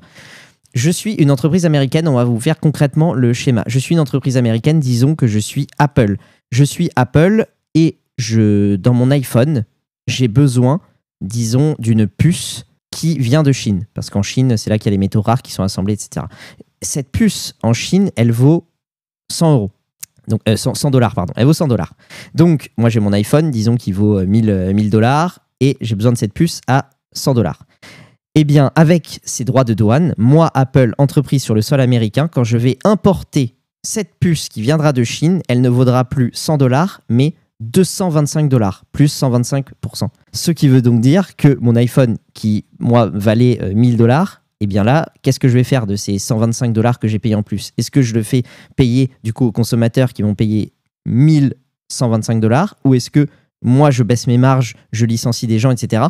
Enfin, voilà, vous avez compris la mécanique. Chaque entreprise qui a besoin de quelque chose à importer n'importe où ailleurs, d'une entreprise, en tout cas là en particulier en Chine, puisque pendant 90 jours c'est suspendu ailleurs, mais d'une entreprise en Chine, il paye le prix plus 120%. Donc c'est absolument énorme, c'est plus du double, quoi. Oui, tout à fait. Et alors tout ça dans l'optique évidemment donc de reproduire sur le sol américain, de réindustrialiser sur le sol américain. Et c'est là que cette guerre avec la Chine entre les États-Unis et donc les Chinois commence. Alors certains se posent la question, mais pourquoi lors de son premier mandat, Trump avait certes augmenté les droits de douane avec la Chine, mais n'avait pas imposé une guerre économique totale avec les Chinois? C'est très simple, le premier mandat de Trump, vous l'avez sans doute oublié, mais nous sommes passés à 2 doigts d'une guerre nucléaire entre les États-Unis et la Corée du Nord. Fait très très intéressant politiquement, je vous rappelle du discours assassin de Trump devant les Nations Unies, le traitant de Rocketman, en disant que lui, il avait le bouton nucléaire sous son bureau et que lui marchait. We will have no choice but to totally destroy North Korea. Rocketman is on a suicide mission for himself and for his regime. The United States is ready, willing and able. But hopefully, this will not be necessary. Je vous rappelle que les Nord-Coréens ont fini évidemment leurs essais nucléaires et sont aujourd'hui une vraie puissance nucléaire, une vraie menace pour les États-Unis puisqu'ils peuvent les atteindre. Donc Trump avait rencontré Kim Jong-un, et pour obtenir des choses de Kim Jong-un, Trump avait besoin de bonnes relations avec le président chinois qui lui entretenait évidemment des relations avec le président nord-coréen. Suite à ça, Kim Jong-un et Trump se sont rencontrés à la frontière démilitarisée entre la Corée du Nord et la Corée du Sud. Trump a décidé de retirer un grand nombre de soldats américains du sol sud-coréen pour montrer à Kim Jong-un que les États-Unis n'étaient pas dans une optique d'envahir les Nord-Coréens, puisque je vous rappelle que les Nord-Coréens, les amis, pendant de nombreuses années, ont cru que les États-Unis allaient les envahir. C'est pour ça qu'ils ont commencé à s'armer. Donc, en fait, ce fait politique-là, cette guerre froide entre la Corée du Nord et les États-Unis pendant le premier mandat de Trump, a fait que les relations entre les États-Unis et la Chine au niveau commercial étaient plutôt douces. Et puis aussi, il faut dire quelque chose, c'est que certaines entreprises américaines voient d'un très bon œil les exportations et les importations chinoises. Il y en a à qui ça profite vraiment. Ça ne profite pas à la classe moyenne qui est dépourvue d'emploi, mais par contre, ça profite aux grands patrons. Ça, c'est sûr. C'est ça. En particulier, en fait, c'est la tech. C'est la tech qui prend beaucoup de trucs de Chine. Tout ce qui est les matériaux rares, tout ce qui est les trucs un peu précis à faire. Je prends toujours l'exemple des iPhones, mais les ordinateurs, c'est pareil. Les voitures avec l'électronique et tout. Maintenant, c'est en Chine. Mais en fait, ça touche les très grandes entreprises. C'est pour ça aussi que quand ils vous font les screenshots des entreprises dans le rouge, parce que c'est des géants de la tech, la plupart des grandes entreprises dans le rouge, Apple, Microsoft, etc., eux, ils prennent très cher parce qu'ils ont besoin d'importer. Plus rien n'est produit aux États-Unis de cette technologie-là, en fait. C'est ces petits pays qui maintenant... Enfin, c'est ces pays qui ont ce savoir-faire-là. Avant, on nous avait vendu ça comme « Ah, c'est des cons à 2 € par heure. Ils sont juste là, des bons à faire des boutons sur les chemises. » Et maintenant, non, en fait, ils ont des technologies quasi exclusivement. Et donc, Trump, en mettant ses taxes et en faisant payer 2 fois le prix, il dit « Maintenant, les gars, c'est soit vous payez 2 fois le prix, soit vous vous démerdez pour les produire directement aux États-Unis. C'est possible. » Ça s'est passé un petit peu en 2017 et en 2018, son premier mandat. Donc maintenant, vous allez le faire. Et d'ailleurs, juste pour préciser un petit peu sur l'historique avec la Chine, quand même, il faut le dire, en 2017, il avait commencé à attaquer un petit peu la Chine parce que, en fait, on le retient moins. Pourquoi ? Parce qu'il avait mis des taxes uniquement sur certains produits. C'est-à-dire que, par exemple, en mars 2018, il avait mis 25% sur l'acier et l'aluminium chinois. par exemple. Et Exactement. en 2019, il avait mis sur les biens, des biens chinois qui étaient encore dans d'autres domaines. Et la Chine, en gros, à chaque fois, il répliquait sur le même pourcentage de taxes, mais sur d'autres domaines. Par exemple, la Chine, eux, ils avaient taxé le soja et les automobiles. Voilà. Et comme tu l'as dit très justement, en janvier 2020, avant que le Covid efface de notre mémoire tout ce qui s'était passé avant, ils avaient signé un accord, j'allais dire de paix, mais non, peut-être pas de paix, mais ils avaient signé un accord pour arrêter ces droits de douane, et l'escalade s'était terminée en janvier 2020 jusqu'à ce bon Joe Biden, parce que oui, à Trump, c'est un malade, il met des droits de douane partout, il connaît rien à l'économie, il va nous faire cracher et tout. Mai 2024, c'est qui le président ? Biden. Ouais. D'accord, donc mai 2024, quand par exemple les véhicules électriques chinois ils sont passés de 27% à 100% de taxes, c'était pas Trump ça, tu vois, c'était Biden. Donc voilà, Biden a aussi utilisé que cette arme-là, c'est pas une arme des fous furieux, donc aussi stop à ce narratif médiatique absolument à vomir. Pour la petite anecdote sur les taxes sur l'acier chinois, il avait voulu aussi mettre des taxes sur l'acier australien. Et il avait demandé au Premier ministre, vous produisez quel acier d'ailleurs que vous nous envoyez aux États-Unis? Le mec lui avait dit le Color Bond, et le mec a dit, et Trump a dit, ah mais j'adore, j'ai utilisé ça dans la Trump Tower. Allez, je vous exempte de taxes. C'est vrai, je connaissais pas cette anecdote. Ouais, bon, ça c'est vraiment, ça c'est vraiment du Trump. Mais oui, on parle des iPhones, on parle de la tech, et justement, les journalistes à la Maison Blanche ont demandé cette semaine à la porte-parole du gouvernement, qui est alors déjà beaucoup plus jolie que la nôtre. Nous, la nôtre, de toute façon, c'est une vieille peau, et qui a 27 ans et qui, en fait, elle, bon, les journalistes et le politiquement correct, si vous voulez, Caroline Leitwitt, elle s'emmerde pas. Donc, les journalistes lui ont demandé, les iPhones en particulier, est-ce que vous pensez que c'est le genre de produit qui peut être rapatrié aux États-Unis? Et elle répond, absolument. Trump croit que nous avons la main-d'œuvre, les travailleurs et les ressources nécessaires pour le faire. Donc, ils sont vraiment dans cette optique de réindustrialisation, de rapatriement de certaines usines qui s'étaient cassées mais d'ailleurs on les comprend, on n'est pas là d'ailleurs pour taxer les entreprises de connards ou quoi que ce soit, on comprend, alors un peu moins aux États-Unis parce que c'est vrai que niveau taxe c'est vraiment pas pareil qu'en France, mais quand, je sais pas moi, Whirlpool en France délocalise en Pologne, bon ben qu'est-ce que vous voulez faire? Qu'est-ce que vous voulez dire à ça? En fait, quand déjà il y a une histoire, non mais par rapport à la Chine et tout, enfin imaginez, là les t-shirts, moi j'ai eu dans des aventures professionnelles à regarder pour produire des t-shirts en France. Oh putain, non mais c'est un truc de fou, c'est-à-dire que ça te sort 35 € le t-shirt, t'sais. Alors qu'en Chine, le conteneur qui part de chez toi, qui revient chez toi plein, tu peux t'en sortir pour 9 €. Non mais c'est ça, qu'est-ce que tu veux faire? Et c'est infernal parce que tu as la main d'œuvre, tu as les produits là-bas, tu as qui travaillent 7 jours sur 7, tu as que là-bas tu as des équipes de nuit, enfin c'est un truc de malade, c'est-à-dire que ça s'arrête jamais, ils vont beaucoup plus vite, ils sont payés moins cher et il n'y a pas de grève. Et il n'y a pas de RTT parce que tu travailles avec un clavier maintenant et que c'est beaucoup plus gênant. C'est vraie histoire. Les entreprises comme AliExpress, Temu, Shein, etc., évidemment, flinguent tout le marché, que ce soit aux États-Unis, mais en France également. Comment voulez-vous être une entreprise, et là on va prendre le cas français, être une entreprise compétitive? Imaginons que je vends des slips, comment voulez-vous être compétitif quand vous êtes taxé à... En plus ça me fait penser, Trotsky, on est allé au resto il y a quelques semaines et on est tombé sur un patron de resto qui est venu nous voir, et alors on a rigolé avec Trotsky. Le mec nous dit, alors vous savez, moi payer des impôts ça me dérange pas, là je paye à peu près 60% d'impôts, 67% d'impôts. 67, il dit, mais vous savez, si je payais que 40%, franchement, je serais content. Et alors, nous, avec Trotsky, on a explosé de rire. Et le mec comprenait pas pourquoi on a explosé de rire. Et après, on lui a dit, mais 40%, c'est quand même du racket, monsieur. Vous vous faites racketter. Et comme a dit un ami qui était avec nous, il disait, mais attendez, c'est l'Union soviétique. Et notre ami, enfin, on disait, c'est nous deux, on a dit, ah putain, mais attendez, mais c'est pire que les taux de l'Union soviétique. Et notre ami a rajouté avec beaucoup d'esprit, oui, sauf que dans l'Union soviétique, tu pouvais sortir après minuit dans la rue, tu devais pas te prendre des coups de couteau. Alors que là, tu payes 67%, alors que t'as ni sécurité, ni hôpitaux, des routes, tu repayes pour l'autoroute, l'école est en ruine. Enfin, non, mais c'est absolument génial, le 67% d'impôts. Pour quel service public, en fait? Et alors, moi, ce qui me flingue de rire, c'est que ce monsieur-là, de bonne foi, qui dit, moi, si je payais que 40%, franchement, je serais content. Mais les gars, en fait, on vous a mis dans la tête que payer des impôts de malade mental, c'était bien. Moi, je déteste cette phrase. Moi, je déteste cette phrase. Ah ben moi, je paye des impôts. Ah, ça veut dire que dans ma vie, ça va. Ah, moi, je paye 50% d'impôts. Mais ça veut dire que ça va. Mais putain, en fait, c'est déjà trop. C'est déjà trop, en fait, de payer 50% d'impôts. Aux États-Unis, la TVA est à 7%, les gars. C'est 7%. Les mecs sont prélevés à 15% aux États-Unis. Vous êtes prélevés à 50%. 1 euro sur 2 va dans la poche de l'État, les gars. Eh oui. Et ça, c'est sans compter la TVA que tu te reprends. C'est sans compter sur toutes les taxes à côté. L'éco-participation. Enfin, tu sais, j'en oublie.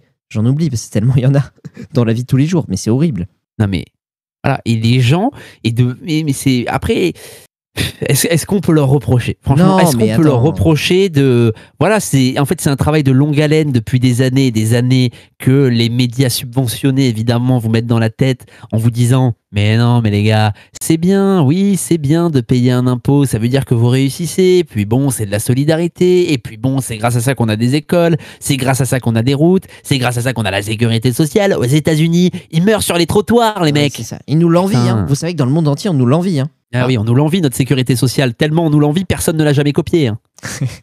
Et tu sais qu'il n'y a pas que les médias qui te mettent ça dans la tête. Moi, j'aimerais passer une petite dédicace.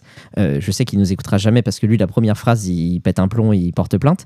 J'avais un prof, mais qui était d'une radicalité. Nous, on est radicaux aussi, mais putain, lui, c'était une espèce de zinzin, mais c'est au-delà de communiste. Là, c'était, je sais pas ce qu'il était, mais un zinzin. Et lui, il nous a dit, je vous souhaite de payer des impôts. Ça voudrait dire que vous avez réussi.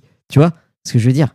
Nous, on est radicaux. Mais le problème, c'est qu'en 2025, il y a encore des gens qui pensent que le communisme, c'est l'avenir de la France. Et est-ce qu'il n'est pas là vraiment le problème, sans déconner?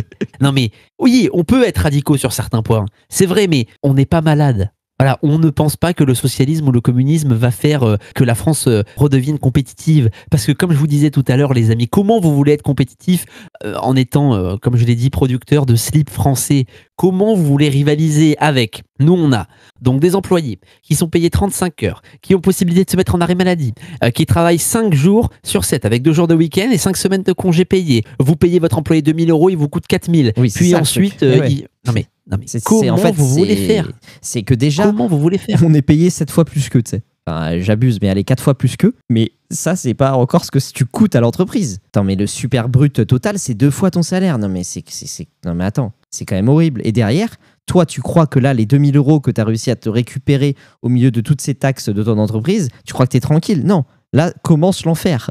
Derrière, tu as les impôts, la TVA. Enfin, derrière, commence le parcours du combattant. Pour peu que tu aies le culot de t'acheter une maison, mais alors là, c'est fini. Là. Taxe sur taxe. Là, c'est fini. Mais... Et tiens, d'ailleurs, il y a un truc qui m'a énervé aussi dans les médias, parce que tant qu'on en parle, c'est que les mecs, en fait, ce qui m'énerve, c'est qu'ils savent très bien ce qu'ils font et ils sont partis d'un mauvais postulat sur Trump. Ils sont partis du postulat genre, oui, on essaie d'expliquer les taxes qu'il fait. Il a dit que c'était réciproque. Donc, en fait, nous, on a fait un calcul et on a découvert que, par exemple, le Mexique, eh bien, c'était 12%, il leur met 20%. Donc, en fait, c'est pas logique. Mais attendez, vous avez pas compris que le mec, il dit réciproque, c'est en fait, il est en train de négocier, il est en train de dealer, il est en train de dire, écoutez, tout le monde, je vous mets tous des taxes de zinzin et maintenant, venez tous négocier à la mano et on va voir comment on peut s'arranger, qui a des avantages sur quoi, qui peut nous faire des cadeaux sur tel domaine et je vous fais un cadeau sur tel domaine, qui machin, etc. Et moi, je vais pousser le truc le plus loin parce que je suis la première puissance et vous allez tous vous écraser. Et en fait, eux, les médias, j'ai entendu un débat, oui, le prix Nobel de l'économie considère qu'il a fait une faute de calcul parce qu'il ne taxe pas exactement la Nouvelle-Zélande au même prix que l'Australie alors qu'ils sont en excédent. Mais putain, mais il n'est pas en train de faire un calcul d'apothicaire, d'expert comptable juste. Il est en train de mettre une pression de dingo pour voir qui va lâcher l'affaire, qui va venir négocier et surtout comment... En fait, il est en train de se mettre dans une espèce de guerre froide, guerre économique. Moi, c'est ma théorie que j'avais soumise la dernière fois, à savoir... Il a voulu arrêter guerre d'Israël, guerre de Russie-Ukraine pour se concentrer sur son projet numéro 1, être le pays le plus puissant du monde. Pour ça, il faut qu'il arrête de se faire doubler par la droite, par les Chinois qui sont en train de tout défoncer. Parce que les mecs, ils sont partout. Ils ont une croissance de malades mentaux. Et donc lui, Trump, il se dit, mais attends, faut que je les stoppe. Pour les stopper, il faut arrête. Il faut en fait qu'on produise nous-mêmes et qu'on soit plus dépendant de ces mecs-là avec les prix qui décident, avec les stocks qui décident, etc. Il faut qu'on reprenne la main. Pour reprendre la main, il faut qu'on produise nous-mêmes. C'est sa stratégie. On ne sait pas si ça va marcher, mais en tout cas, c'est une stratégie claire. C'est pas une stratégie de dire oui, alors en fait, si ils nous exportent à 12%, on va mettre les mêmes 12%. Évidemment que c'est pas ça. Vous voyez bien que c'est un concours que le mec, en une semaine, il est passé de 20 à 124%. C'est des enchères. C'est du poker qu'il est en train de jouer. C'est pas un calcul d'apothicaire. Donc, ce faux débat, c'est stop immédiatement. Alors Macron qui dit surtout, n'allez pas négocier seul, laissez-moi faire. Tu parles des entreprises ont avant que ces droits de douane ne tombent, sont allés négocier et alors je me rappelle plus du nom de l'entreprise, d'une grosse entreprise française, Sogem, un truc comme ça. C'est une entreprise qui fait quoi, tu sais? C'est quoi le truc? C'est les, je crois que c'est les conteneurs. Ah, CGM. Rodolphe Saadé, oui, CGM, exactement. Qui a racheté BFM. Voilà, lui, et ben lui, il est allé négocier directement dans le bureau ovale et a promis 20 milliards d'investissements aux États-Unis. Donc, vous voyez, les patrons d'entreprise ne font pas confiance au Mozart de la finance. Ah non, on ne lui fait pas confiance à Macron pour aller négocier pour nous. Mais tu m'étonnes que tu lui fais pas confiance. Mais putain, mais si j'étais agriculteur aujourd'hui, que je produisais du vin ou du champagne, mais putain, mais je serrerais les fesses bien comme il faut. Et ouais. Parce que si c'est Macron qui va négocier pour moi, si c'est notre ministre communiste de l'économie, Émeric Lombard, là, je sais pas comment il s'appelle, là, putain, il est dégarni, il a 60 ans. Là. Putain, il est communiste, le mec. Il est communiste, putain, il est communiste, il est ministre de l'économie, il est communiste, bordel. Putain, si c'est lui qui va négocier chez Trump pour moi, mais putain, mais moi si je fais du vin, mais je vends tout, allez, c'est bon. Je vends tous mes cépages, là. Oui, alors c'est marrant, ouais, j'ai retrouvé du coup la référence. Ah ouais, c'est GMACM, putain, ils se sont mis, les mecs, ils ont quand même promis de faire 15 000 emplois. Ils ont promis de faire 5 Boeing de fret pour eux. Ils ont promis de développer, de passer de 10 à 30 navires pavillon américain. Putain, les mecs, ils ont mis le paquet pour passer en dessous des radars. Et c'est ça que Trump dit, c'est qu'ils viennent tous négocier, les mecs. Et on comprend. Parce que nous, c'est même pas Macron qui va négocier pour toi. Mec, c'est Ursula qui va d'abord faire les Allemands et ensuite. Et donc là, si tu veux, toi, t'es la 24e roue du carrosse. Et alors, moi, j'ai entendu, vous vous rendez compte, c'est le retour du plus fort qui gagne. Et oui, ça y est, les gens les plus puissants gagnent et les faibles ne triomphent pas. Oui. Ça, c'est l'histoire de l'humanité, en fait. Mais comme ça fait 40 ans qu'il n'y a plus de guerre en France, et bien forcément, vous vous en rappelez plus de ça. Vous vous rappelez plus que quand vous prenez une bombe nucléaire sur la FIF, ça vous fait mal. Vous vous rappelez plus de tout ça, les gars. Eh oui, c'est le plus fort qui gagne. Ah bon, mais alors ça, c'est marrant. Alors ça vraiment, ah bon, Trump il est pas socialiste alors. Ah non, mais alors ça c'est bizarre. Quoi, America First, ça veut dire l'Amérique d'abord? Ah mais j'avais pas compris. Putain. Mais j'ai envie de te dire, c'est à cause d'Internet. Alors malheureusement, j'ai un énorme trou de mémoire sur le rappeur qui a dit que Internet avait fait pousser des couilles aux tapettes. Fin de citation. Je me souviens plus qui a dit ça, je me demande si c'est pas cette gecko. Bon bref, mais c'est-à-dire que là les gens, la loi du plus fort, ils la vivent pas parce que sur internet, ils peuvent dire à n'importe quel mec de 1m85, si tu veux, qui est champion de MMA, hey, t'es un fils de pute, moi je te nique et tout. Ils peuvent lui dire qu'ils se frappaient parce que sur internet, tout est possible. Et ils ont oublié que des fois dans la rue, il y avait, si tu veux, il y avait un principe de réalité. Ce principe-là, par exemple, ils l'auraient jamais fait en réel. Et ben là, c'est pareil. Ils oublient qu'en fait, les pays entre eux, quand ils négocient, en fait, t'as le plus gros qui essaie de faire plier le petit et chacun a ses trucs à apporter, chacun essaie de se sauver. Et c'est, en fait, si vous voulez, on n'est pas dans les Teletubbies. Et en fait, comme vous vivez dans la France d'Emmanuel Macron qui n'arrive pas à faire plier les Comores sur l'immigration, forcément, vous comprenez pas pour vous. Pour vous, c'est quelque chose de fou. Mais comment c'est possible que les États-Unis arrivent à faire plier le monde entier quand nous, on n'arrive pas à faire plier les Comores? Les Comores, putain, leur PIB, c'est 2 €, les gars. On n'arrive même pas à leur envoyer 3 clandestins. Non, mais on a fait l'opération Wachambouchou, là, Darmanin. Oh, Wachambouchou, on va remigrer tous les Comoriens de Mayotte, vous allez voir. Il a remigré 15 personnes, le mec. Il a dit non, mais légalement, on peut pas, les Comores nous imposent de... Quoi? Quoi, les Comores t'imposent? Qu'est-ce qu'ils t'imposent, les Comores, bordel? Putain, mais les mecs bouffent des cailloux, ils t'imposent des trucs. T'es la 4e puissance militaire mondiale et ils t'imposent des trucs? Non, mais attends. Non, mais c'est vrai que là, Trump, il a prouvé. On en avait parlé avant ça dans le podcast sur l'Algérie, en disant, mais les gars, on a un pouvoir, en fait, de leur imposer ce qu'on veut sur les OQTF. Faut arrêter. Et là, Trump, en fait, il a montré qu'on pouvait évidemment imposer ce qu'on voulait.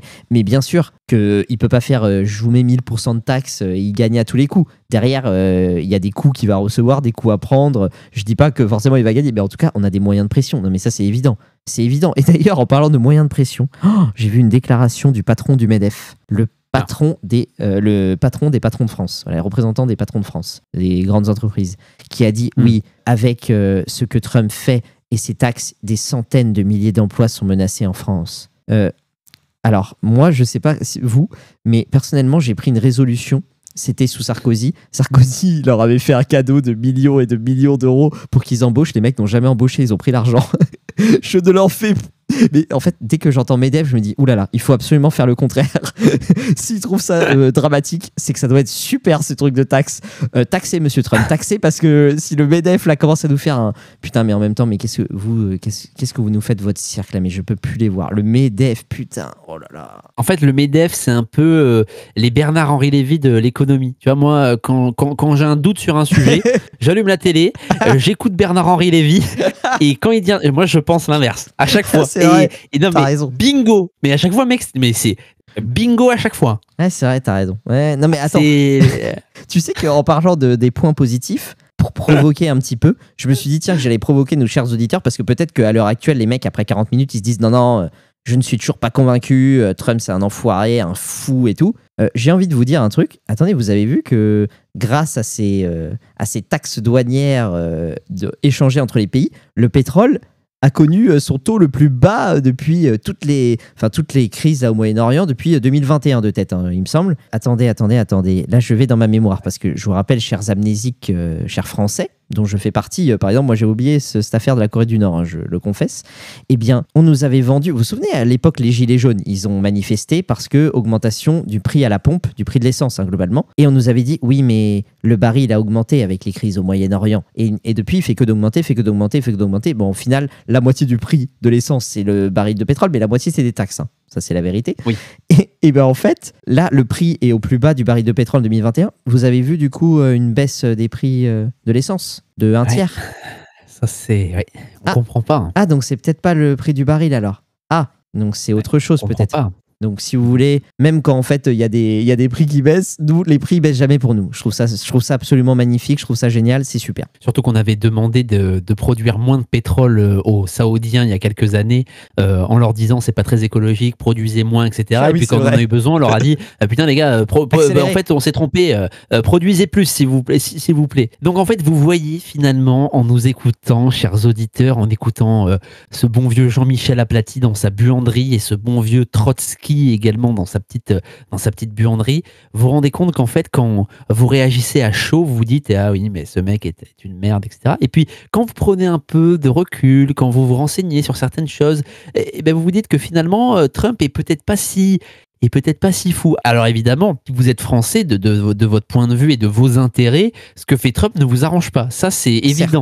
Mais Trump, il est pas là pour vous arranger, en fait. Ah non. Parce que Trump, il a jamais fait un discours pendant sa campagne en disant et en hurlant « Les Camerounais, les Sénégalais, les Ivoiriens, les Espagnols, ça, c'est la France et c'est notre projet !» Non. Aïe, aïe, oh non. Putain, oh quel souvenir, Non. Trump, il a dit America first, make America great again. Voilà, ça. Il a pas dit ensemble, en marche, non. Oui, et ça d'ailleurs, vous savez que nous, de temps en temps, on tape les gauchistes, de temps en temps, on tape les filles, de temps en temps, on tape les écolos. Moi, j'ai envie de taper plutôt la droite trumpiste. C'est que eux, ils ont l'impression, parfois, j'ai l'impression que Trump va nous sauver. Ah génial, Trump a été élu, voilà la meilleure nouvelle et tout. Mais Trump, il va faire pour les États-Unis, il va pas faire pour toi. Toi, va falloir que tu te sauves toi-même en fait la France. Donc arrêtez de compter sur Milley et Trump et je sais pas qui et Xi Jinping. Les gars, c'est nous en fait. Donc il va falloir que chacun se bouge et que tu arrêtes de faire juste des retweets, enculé. Oui. En fait, vous n'avez toujours pas compris le principe. Les gens qui sont élus à la tête de certains pays travaillent pour leur pays. Alors, ce qui n'est pas le cas de notre président. C'est ce que j'allais dire, parce qu'on n'a plus l'habitude, peut-être. En fait, on n'a plus l'habitude de ça. On n'a plus l'habitude de quelqu'un qui dit, j'aime l'Amérique, je veux rendre sa grandeur à l'Amérique, America first. Non, ici en France, c'est d'abord les autres et les Français peut-être après, mais pas sûr. Voilà. Alors, sans être facho, hein. Attention, hein, parce que faut... Évidemment. Alors évidemment, moi ce que j'adore, c'est les gens qui me disent non mais en même temps ici c'est liberté, égalité, fraternité. Alors ça c'est une devise, et une devise c'est une devise française qui est censée s'appliquer aux Français en fait.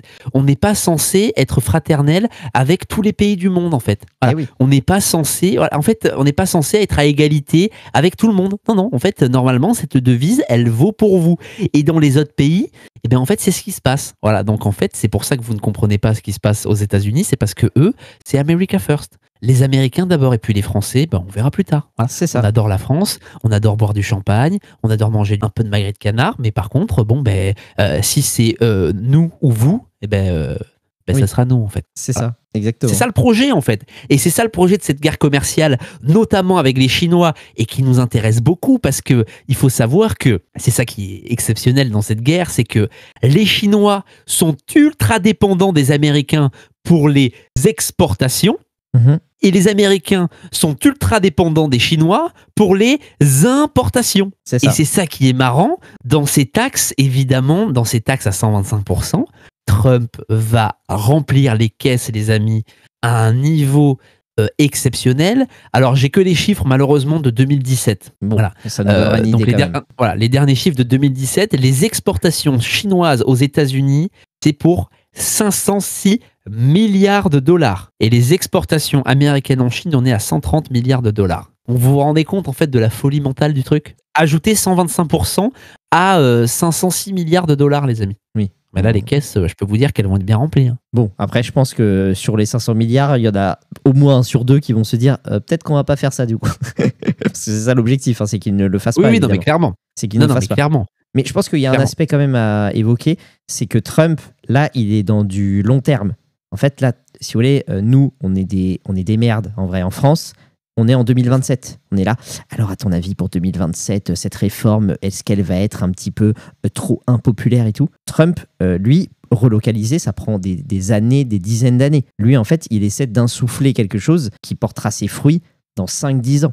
Et ça, nous, on a du mal à comprendre, les Français. Exactement. En fait, c'est ça la politique, les amis. Et quand vous votez à l'élection présidentielle française, vous devez normalement voter pour quelqu'un qui vous propose un avenir, qui parle du pays pour dans 20 ans. Tu vois, c'est pour le coup, on peut lui reprocher ce qu'on veut, mais le seul qui parlait du pays dans 20, 50, 100 ans, c'était Zemmour. Il avait son cap, lui c'était le grand remplacement, moi je veux être là pour que dans 50 ans la France ne devienne pas le Maghreb.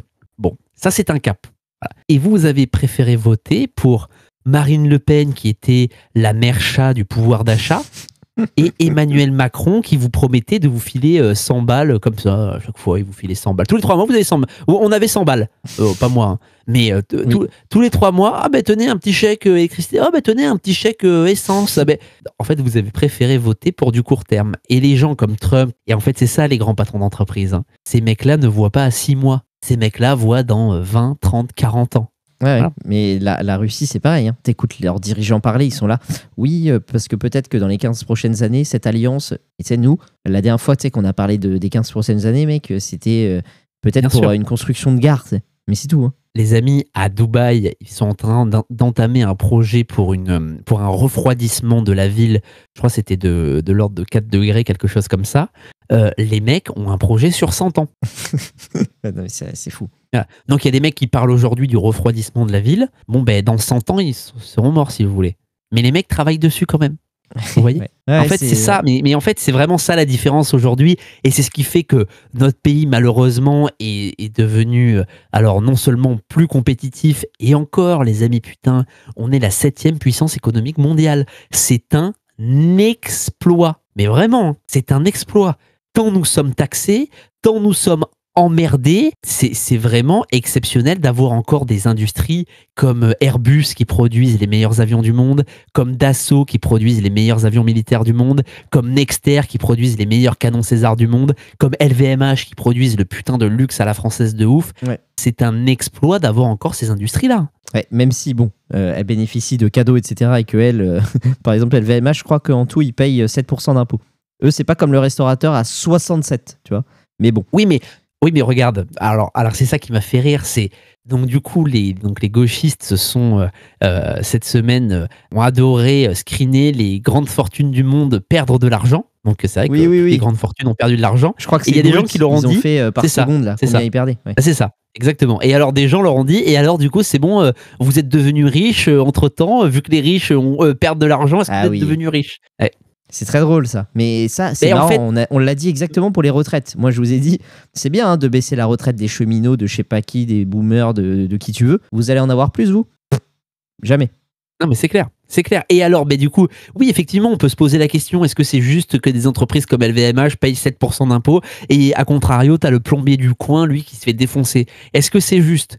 Mais qu'est-ce que vous préférez? Vous préférez que LVMH, emploi du monde, fasse rayonner la France, paye quand même 7% d'impôts sur je ne sais combien de milliards d'euros de chiffre d'affaires, ou vous préférez qu'en fait le mec se barre en Inde et produise tout en Inde et n'embauche plus aucun Français? Non, mais moi je comprends cet argument. En fait, c'est un raisonnement. Oui, mais c'est vrai que c'est gênant que les grandes entreprises qui déjà font des bénéfices de zinzin avec des actionnaires, mais je suis d'accord. Putain, mais je suis d'accord. Le petit gars, lui, par contre, il n'a pas le droit d'y échapper, quoi, tu vois. Ça, mais je suis d'accord avec toi, mais en fait le truc c'est que qu'est-ce que tu veux faire? Enfin, qu'est-ce que tu veux faire? Moi, je sais quoi faire. Je sais quoi faire. Réduire le train de vie de l'État et redonner aux actifs le fruit de leur travail. Ça, je sais ce qu'il faut faire. Je sais qu'il faut baisser les taxes. Je sais qu'il faut baisser les impôts. Mais aujourd'hui, en 2025, en avril 2025, 8e année d'Emmanuel Macron au pouvoir, et il n'y a pas que lui, attention, hein, François Hollande, Sarkozy, et 4 Chirac, ans de plus. Et toutes les conneries là depuis Mitterrand là. Hein.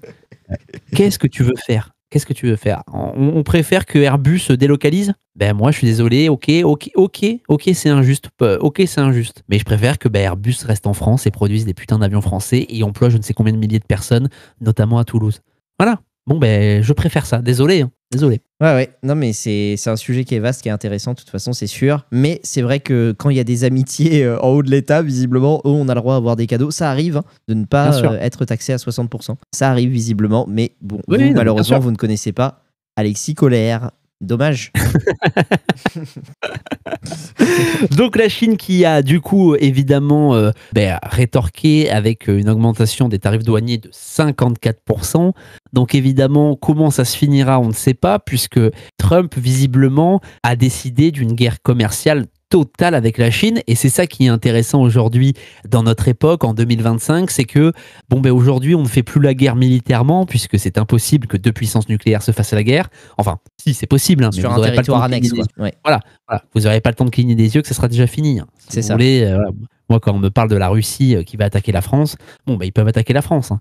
Mais les moscovites, ils vont pas avoir le temps de cligner des yeux qu'ils auront 3 bombes nucléaires dans la FIF aussi. Ouais. Donc, comme ces deux puissances-là, Chine et États-Unis, ne peuvent pas se faire la guerre militairement, ils se font la guerre d'une autre manière, une guerre économique totale qui forcément n'est pas sans conséquences, que ce soit pour le consommateur américain et même peut-être, parce qu'on ne se place jamais de ce côté-là, mais pour le producteur chinois. C'est vrai. Non, mais c'est sûr. Finalement. C'est sûr. Il y a de toute façon les entreprises aux États-Unis, les entreprises en Chine, mais sauf que les entreprises, c'est vrai qu'en Chine, il y a des subventions d'État. Enfin, c'est parce que, alors, ils m'ont fait beaucoup rire. Je pense qu'on en parlera dans la rubrique suivante, mais le porte-parole de la Chine a dit que le protectionnisme ne menait à rien. Attention, mais qu'est-ce que vous faites, vous, là, par hasard, monsieur? Attendez, vous êtes en train de faire du protectionnisme. C'est génial de dire ne faites pas, parce que moi je suis en train de le faire, mais c'est pas pareil. Donc c'est assez drôle, mais les entreprises en Chine, des industries porteuses, etc., sont méga subventionnées, ne sont pas taxées à l'intérieur et tout, donc ça s'appelle du protectionnisme. Mais évidemment, oui, la Chine, et c'est pour ça que dès que. En fait, ce qui est trop marrant, c'est que la Chine, ils font miroir. Trump leur met 24%, ils mettent 24%. Trump met 36%, ils mettent 36%. Dans la seconde, en fait, il faut exactement pareil. Parce que, évidemment, qu'il y a des conséquences sur eux. Hein. C'est pour ça qu'ils répliquent et qu'ils disent que c'est une guerre économique, que c'est un embargo. Ils y vont fort sur les mots. Hein. Là, c'est en train de se durcir de manière extrêmement vénère. C'est une vraie guerre commerciale, tout à fait. Et alors, ce qui est très très intéressant dans tout ça, c'est que Trump suit un modèle bien particulier. Il suit le président McKinley. Et alors là, franchement, moi, quand j'ai entendu ça, je me suis dit, mais qui est McKinley, ça prouve que le mec a une culture infinie. C'est le 25e président des États-Unis, connu pour être le spécialiste des droits de douane et du protectionnisme. Il a apporté en quelques mois la prospérité à son pays. Mais c'est pas tout, puisque McKinley est aussi connu et alors là, c'est là où c'est rigolo quand on fait le parallèle avec aujourd'hui avec Trump. Donc c'est marqué, donc McKinley, son protectionnisme est marqué donc par une rapide croissance économique. Et qu'est-ce qu'il veut faire aussi, le McKinley ? Eh bien, McKinley, il veut essayer de prendre le contrôle de territoire. Voilà, il veut essayer de prendre le contrôle de Cuba, il veut essayer de prendre le contrôle de Porto Rico, des Philippines. McKinley est un expansionniste. Et qu'est-ce que Trump fait aujourd'hui avec cette histoire du Groenland, cette histoire du Canada, cette histoire du canal du Panama ? C'est exactement pareil. Trump suit la politique de McKinley, président des États-Unis de 1896 à 1900. Ouais, et en fait, c'est logique parce que tout à l'heure, j'ai oublié de le dire, je voulais le préciser, pour faire toutes ces technologies en France, j'allais dire, aux États-Unis, etc., pour relocaliser, on va reprendre l'exemple, mais c'est le plus frappant des iPhones, il vous faut des métaux rares, il vous faut des terres rares, etc. Et là, je vous renvoie à l'épisode où on a traité sur le Groenland. Où se situent toutes ces richesses à venir. Tout est lié. La guerre économique, la négociation des métaux rares et des matériaux rares en Ukraine, la possible annexion du Groenland, tout est lié. Et vous voyez, quand on en parle comme ça, vous qui pensiez peut-être que Trump était un fou, vous dites que finalement, il est peut-être pas si fou que ça, en fait. Et oui, en tout cas, il a une stratégie à long terme. Et il a un pari qui est risqué, le pari du protectionnisme. Et le mec, il n'est pas en train de faire un pile ou face. Il est en train de faire une stratégie totalement documentée, etc. Est-ce qu'il va gagner ? Je ne sais pas. Il y aura des conséquences, c'est sûr. Des entreprises vont sûrement licencier, oui. Des entreprises qui importaient des choses vont plus pouvoir. Il va y avoir des problèmes. De l'inflation pour les utilisateurs, j'allais dire, pour les consommateurs aux États-Unis. Il y a des produits qui vont augmenter, c'est évident. Des choses qu'ils importent de Chine. Et bon, pendant 90 jours, tout va bien, mais s'il remet à 30% là, sur l'Union européenne, par exemple, nos vins français, plus 30%, ça fait cher la bouteille. Voilà, va y avoir des conséquences, mais lui, il dit il faudra rester fort et il faut en passer par là pour relocaliser et pour ne plus être dépendant. J'ai vu le tweet d'un économiste qui dit que, je le cite, il me semble que endetter le marché extérieur favorise le marché intérieur. Trump est un businessman qui voit à long terme et en ce sens, il prévoit une crise à court terme aux États-Unis afin de relancer l'économie et qu'elle retrouve sa compétitivité extérieure plus tard. Vous voyez, en fait, c'est finalement ce qu'on dit depuis tout à l'heure. Ouais, c'est ça. C'est ça. Bon, comme quoi, il y a des économistes qui nous parlent pas de oui, alors la règle de 3 n'est pas exacte parce que là, il n'a pas retenu la virgule. Tant mieux. Oui. Trump qui a déclaré aussi « Je suis fier d'être le président qui défend Main Street, pas Wall Street. Je suis fier d'être le président des travailleurs, pas des délocalisateurs. Le président qui protège la classe moyenne, pas la classe politique. Le président qui défend l'Amérique, pas les fraudeurs et les tricheurs du monde entier, ceux qui nous ont volé notre argent et nos emplois. » Et en fait... Moi, j'ai un super président qui avait dit mon ennemi, c'est la finance. C'est le même. Il a sans doute fait les mêmes décisions, du coup, non Il était gros, il avait des lunettes. Il avait un scooter et il aimait bien aller voir Julie Gaillet. Bon, c'était François Hollande, pour ceux qui n'ont pas la ref, qui avait dit mon ennemi, c'est la finance. C'est marrant, c'est pareil, mais en français, en fait, que lui en disant je suis pas de Wall Street. Et au final, la politique de Hollande et de Trump est radicalement différente. Pardon de t'avoir coupé, mais ça me faisait rire. Mais Trump, en tout cas, soigne son électorat, finalement, l'électorat prolétaire moyen américain qui a voté pour lui dans cet espoir-là, en fait. Et je pense que ça serait intéressant d'avoir l'avis des Américains. Évidemment, là, il va y avoir des journalistes de TF1 qui vont se précipiter en Amérique, trouver un mec qui est forcément pro-Kamala Harris en disant « Alors, ces taxes, qu'est-ce que ça dit ?» Et le mec va dire « Alors oui, c'est pas bien. » Bref, ils vont nous faire passer le truc pour quelque chose de fou. Mais en tout cas, Trump soigne son électorat. Et bon, j'ai envie de lui dire bravo. Et oui. Bravo, en tout cas, tu as fait ce que tu as dit et tu es dans ta ligne, dans ta stratégie. Les gens ont voté pour ça. Il me semble que le peuple est souverain et si ils ont décidé en majorité, vote populaire, vote des grands électeurs, que c'était toi le président, bon écoute, Faisons ta stratégie, mon ami. Allez, on passe tout de suite à l'action maintenant. Maintenant, place à l'action. Oui, l'action, les amis, et ce n'est pas votre hôpital psychiatrique préféré en second. Cette fois-ci, c'est vraiment l'action. Nous allons réagir. Qu'est-ce que nous ferions, nous, à la place d'Emmanuel Macron à la tête de l'État, dans cette situation, Trotsky? Toi, président, demain... C'est ça. Moi, je me suis dit, est-ce que le débat, c'est... Je me souviens avoir appris dans le gauchistan de l'école que le protectionnisme n'avait jamais marché.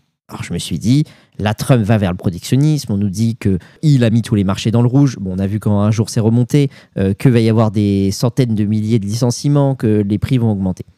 Et je me suis dit, est-ce que au final, le protectionnisme pour la France serait possible? Est-ce que c'est intéressant? Quels sont les avantages, les inconvénients? Donc c'est pour ça, on s'est dit, si on avait le pouvoir, qu'est-ce qu'on mettrait en place concrètement? Et moi, j'ai quand même, à la lumière de ce que la Chine nous a dit, c'est-à-dire, oui, le protectionnisme ne mène à rien, je me suis dit, tiens, c'est marrant que des mecs qui font du protectionnisme à fond nous disent, quand c'est les autres que ça marche pas, peut-être qu'en fait, ils veulent garder leur modèle qui marche. Tu vois ce que je veux dire? Je sais pas si je suis clair, mais voilà, c'est ça que... Oui, assez. C'est ça que ça m'a évoqué. Et donc, j'ai regardé, et en fait, dans le détail, il y a beaucoup de pays qui sont protectionnistes, tout en étant dans des alliances très fortes, et en fait, en manageant quelles sont leurs qualités, quels sont leurs défauts, quels sont leurs points forts plutôt, et leurs points faibles. Par exemple, l'Inde a des mesures méga protectionnistes. Pourtant, les mecs, ils exportent comme il faut. Ils sont dans les BRICS à fond les ballons. Tiens, le Brésil, ils ont des mesures protectionnistes. Ah bon, tiens, la Chine, énorme pays protectionniste. Maintenant, les États-Unis, etc. La Chine, ça reste la plus forte croissance. Donc, preuve en est que le protectionnisme, ça marche quand même si, évidemment, il y a des mesures niveau salarial, etc., qui sont un petit peu particulières, bien sûr. Mais moi, en tout cas, je pense, et pour répondre à la question de manière un petit peu simple, comme ça, je te passe la parole, mais si j'étais à la tête du pays, évidemment que je tenterais de relocaliser toutes les industries qui sont des fleurons de la France et qu'on est en train de laisser partir petit à petit. Et je pense que quand même, il y a des créneaux possibles. Comme c'est un sujet que j'ai un petit peu entrevu, par exemple le textile, je suis désolé, mais en fait, on peut concurrencer le textile chinois qui a mauvaise réputation, qui fait travailler des enfants et tout comme ça, en disant le Made in France, tu vois. Le Made in France, je pense que ça a vraiment une valeur ajoutée. Je pense que les gens pourraient mettre plus cher et via des circuits courts, en fait. Mais attends, mais bien sûr, mais en fait, il y a cher et cher. Il y a 4 fois plus cher et 1 fois plus cher. Tu vois ce que je veux dire? Oui. Et si tu veux, et moi je suis complètement d'accord avec toi, si j'étais à la tête de l'État, je relancerais une grande politique de réindustrialisation, mais cela passerait évidemment par une baisse du train de vie de l'État de tous les gens qui vivent à ses crochets. Et le problème, et c'est là en fait les limites de la démocratie, c'est qu'il y a trop de personnes qui vivent au crochet de l'État.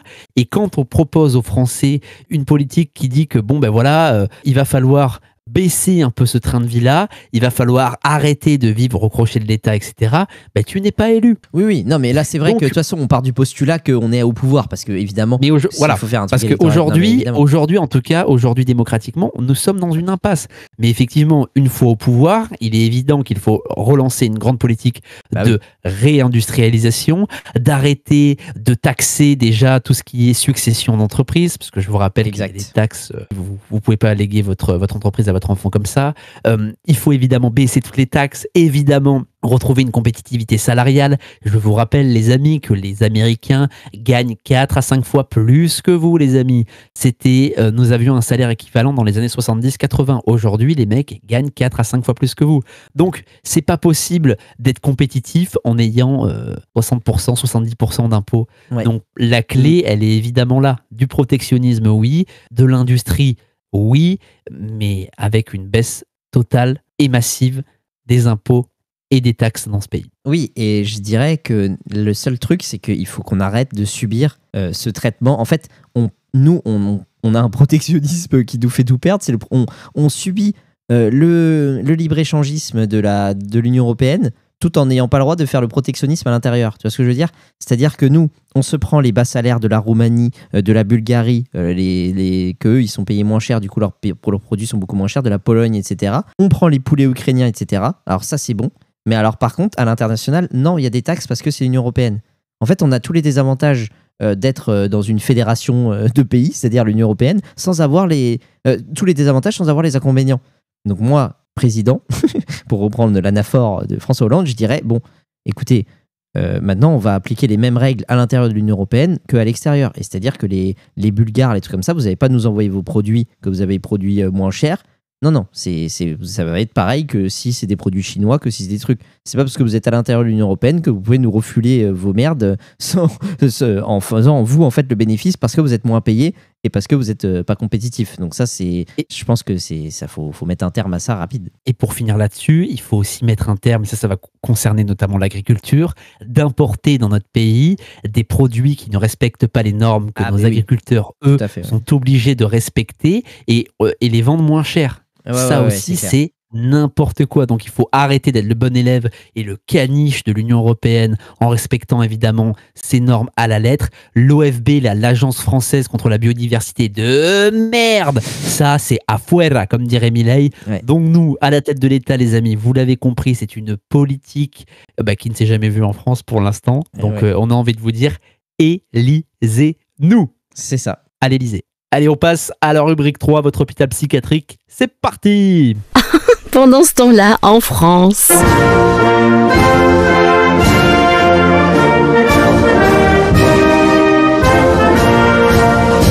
Eh oui les amis, hôpital psychiatrique. Ouais, hôpital psychiatrique très très intéressant cette semaine.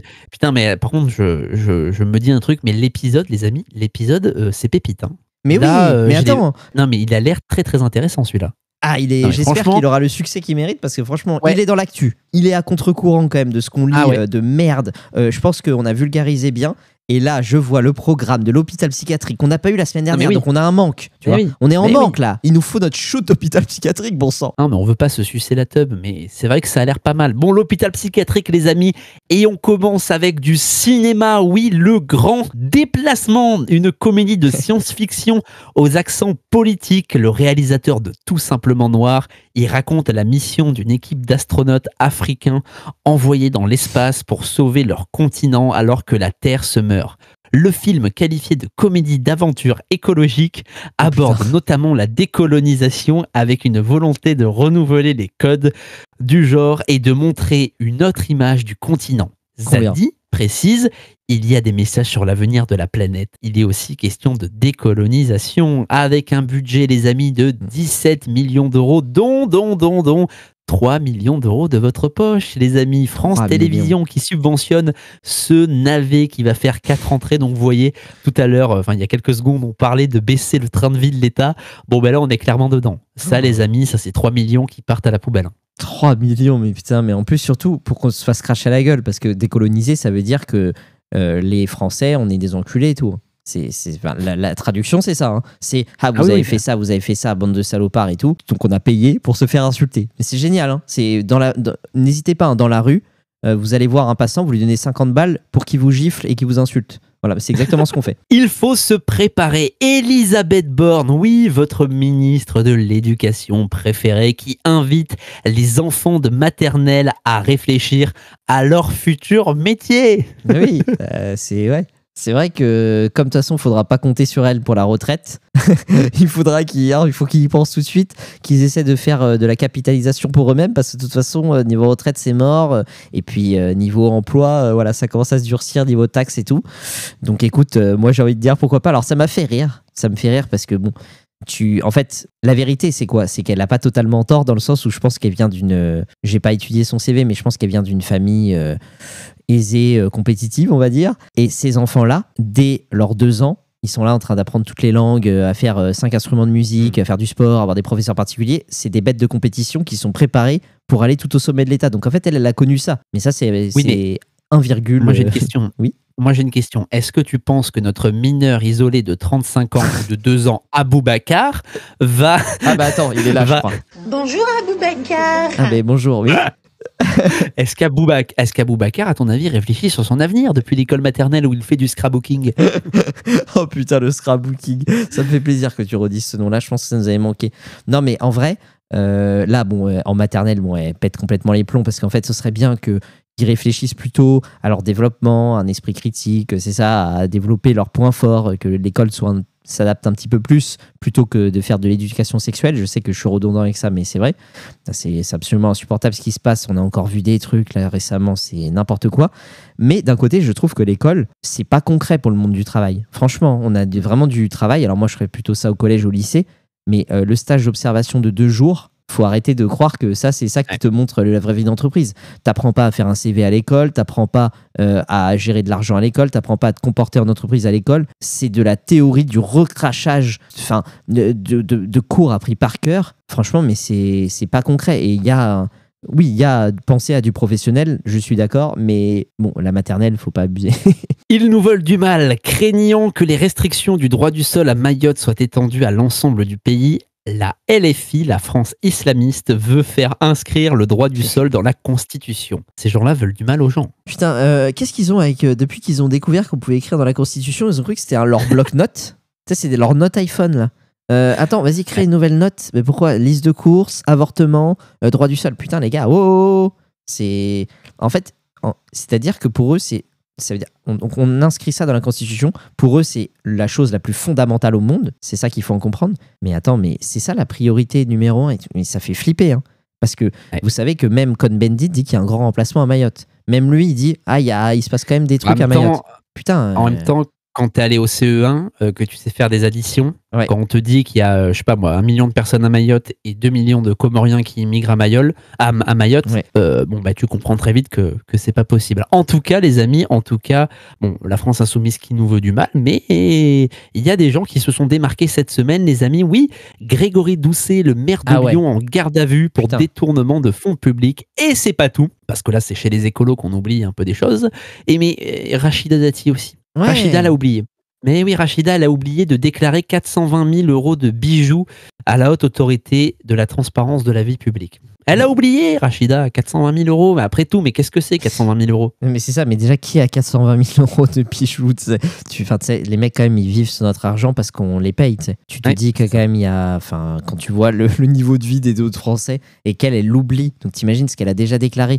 420 000, tu te dis, putain, les gars, quand même, arrêtez d'abuser. Et par contre, nous, on est imposé, notre restaurateur, là, il est imposé à 67%. Putain, toi, tu peux ne pas déclarer 420 000 €. Non, mais c'est quand même exceptionnel. Hein. Les amis, c'est du viol. Les politiques, c'est du viol. En fait, on se fait violer. On est forcé à donner de l'argent à des gens qui se gavent sur notre cul. C'est malheureusement... petit article du Parisien, Trotsky, qui va te faire plaisir, là. Le mois de mars a été le mois le plus chaud jamais mesuré en Europe, affirme l'Observatoire Copernicus.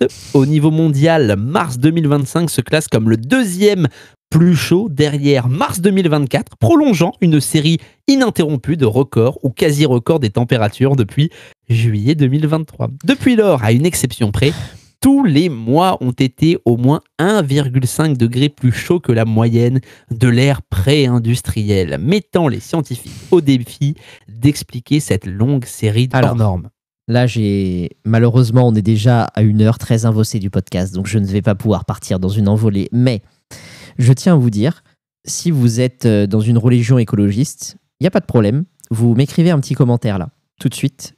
En bas, et vous me dites, Trotsky, voilà, tu es climato-sceptique, c'est très grave. Moi, je suis persuadé qu'on a gagné 1,5 degré en 1 an. Là. Et en fait, moi, si vous voulez, j'ai mis en place un truc très simple qui s'appelle le harcèlement. Voilà, je vous le dis, j'ai mis en place le harcèlement auprès de mes amis. J'ai un groupe de 3 amis qui sont écologistes à fond, mais en mode religion et tout, et qui me saoulaient en me disant que j'étais climato-sceptique quand je disais est-ce que c'est vraiment l'activité humaine, le CO2 qui réchauffe là comme ça c'est marrant, les cartes, tu vois, de météo, c'est marrant, on nous dit que c'est toujours le mois le plus chaud, c'est toujours des records, alors que moi, j'ai pas l'impression de vivre ça au quotidien, etc. Et là, on me disait la météo n'est pas le climat. Et donc, ce que j'ai fait, là, ça fait au moins 1 an que je fais ça, dès qu'il pleut, je leur envoie, ou qu'il fait très froid, etc., je leur envoie une vidéo en disant attention, le mois le plus chaud. Et sauf qu'il y a par exemple, je crois que il y a eu un mois absolument horrible. Je sais plus quand c'était, peut-être en septembre, mais infernal.